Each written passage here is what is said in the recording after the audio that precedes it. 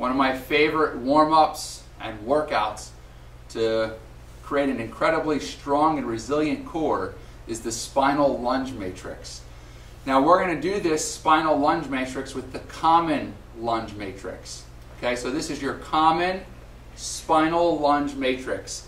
And all it means is that we're going to move our hands and our feet in all three planes of motion, both in sync and out of sync. And what you'll notice is by moving your hands and your feet, you're really driving your hips and your trunk, which makes up your entire core. So this is, again, great for a warm-up and a workout if you get some light weights. Okay, so what I want to do is first review with you what the common lunge matrix is. Okay, now we're not talking about a lunge like you might see in the gym where you take a step and both knees bend. That is definitely a lunge. It would just take away from the springiness of the body and our wantingness to maybe get through this a little bit quicker, because we're just using it to prepare for a workout. Unless this was your workout, then you could of course tweak the variables and go lower in the lunge like I just showed you. So the lunge that we're talking about is more like a lunge, like you're taking a step. I'm lunging towards you and coming back. I'm lunging towards you, I'm coming back. And then to the side, I'm lunging to the side, I'm coming back. I'm lunging to the side and coming back. Okay, and then rotationally, lunge right rotation, lunge left rotation. Now you don't have to do it like that, that was a little theatrical. Okay, so your normal common lunge matrix will be here, forward, forward, side, side, and rotate, rotate.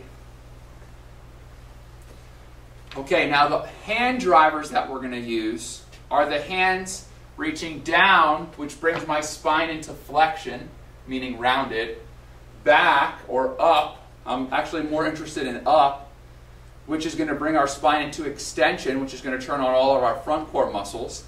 Then we're going to use our arms into a right side bend, a left side bend, a right rotation, and a left rotation. Now you can pick the sequence of which foot steps first. That doesn't make a difference at all.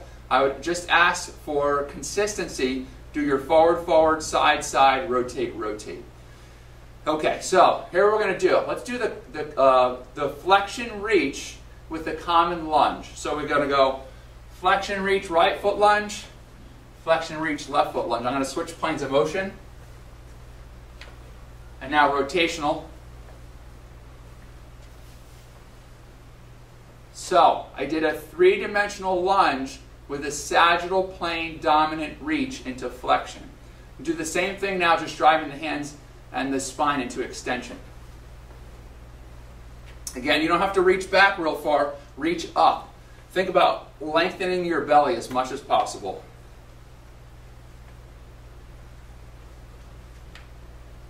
Okay, now side bend. If you're new to this, you might find it really challenging to keep your arms overhead.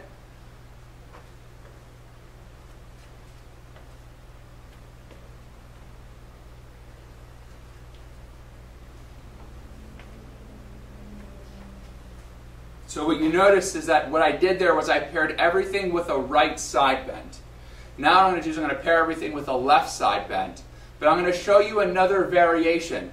As I mentioned earlier, it might be hard for you to keep your arms up. So instead of going up, you can keep your arms down and still do a left side bend, just reaching down rather than with the arms up. So now I'm doing a left side bend, just tweaking the drive.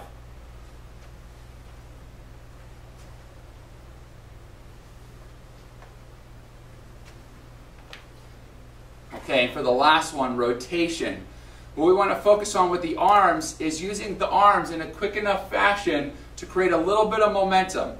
My recommendation is know where your end range of motion is. Don't go crashing into it. This should look like very smooth and fluid, okay? And should feel that way as well. I'm going to twist to my right with the common lunges, but what I'm going to do is I'm going to start with my hands positioned a little bit to my left. So as I step, I have a little bit of momentum now.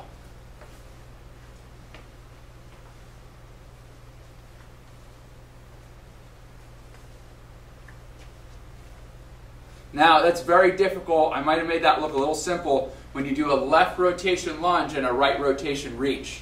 Okay? You're literally taking your body and moving in opposite directions. You're not going to get a lot of range of motion, so just be patient with yourself. Now what I want to do is finish out with the left rotation lunge.